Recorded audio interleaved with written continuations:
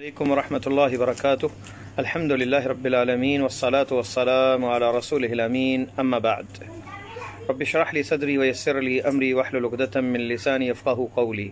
معزز سامعین، احکام صیام میں روزے کے جو مسائل، ان میں اہم ایک مسئلہ ایسا ہے جس کا علم ہر ایک بندے کے لیے، روزے دار کے لیے بہت ضروری ہے، اور وہ یہ ہے کہ اگر اس نے نیت نہ کی ہو رات کو صبح روزے کی تو اس کا روزہ نہیں ہوگا۔ فرض روزے کے لیے یہ لازمی ہے۔ تو ہر روز رمضان میں آپ جب سوئیں تو نیت کر کے سوئیں، کیونکہ حدیث کے لفظ ہیں، جو بخاری کے لفظ ہیں، کہ جو روزے کی نیت نہیں کرتا فرض روزے کی تو اس کا روزہ نہیں ہوتا۔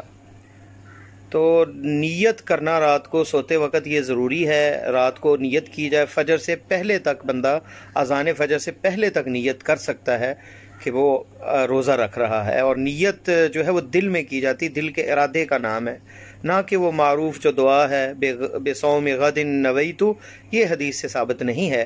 اور دوسرا اہم مسئلہ یہ ہے کہ بندہ اگر سویا رہ جائے اور سحری نہ کر سکے، اگر رات کو نیت کر کے سویا ہے تو اس کا روزہ ہوگا، وہ ویسے ہی روزہ رکھ سکتا ہے۔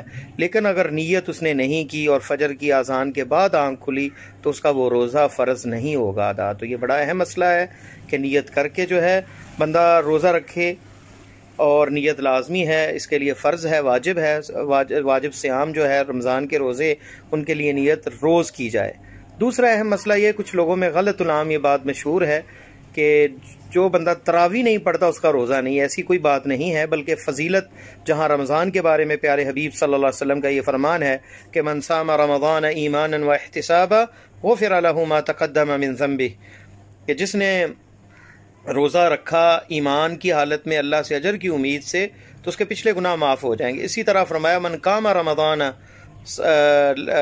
رمضان ایمانا واحتسابا، جس نے رمضان کا قیام کیا ایمان اور احتساب کی نیت سے اجر کی امید رکھتے ہوئے اور ایمان کی حالت میں، تو اس کے بھی پچھلے گناہ معاف کر دیے جائیں گے۔ اور یہ چھوٹا سا فضل نہیں، بہت بڑا فضل ہے۔